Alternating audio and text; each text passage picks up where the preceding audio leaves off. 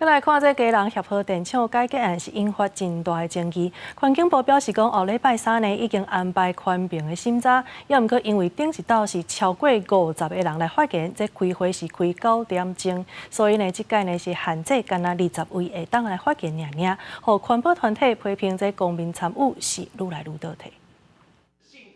民众轮流就代表达意见。今年1月17日，环境部办协和电厂改建4接案的第6届专案小组初审会议，迄日登记发言的民众超过50个人，9点钟才开会开了。尾下2个案拢送入宽屏大会，环境部已经安排后礼拜3进行审查。不过，这届限制只当20个民众发言。我们会公开抽出20个可以进场发言的民众，抽到的民众他可以把他的签转让给 另外一个人，可是只能转让1次。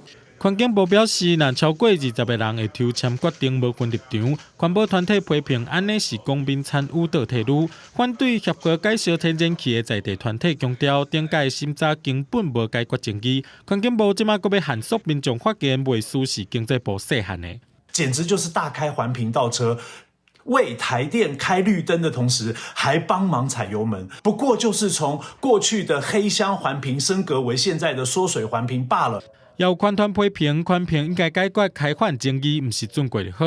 民众参与宽屏，只会当讲3分钟，搁限制人数，用抽签的足无公平。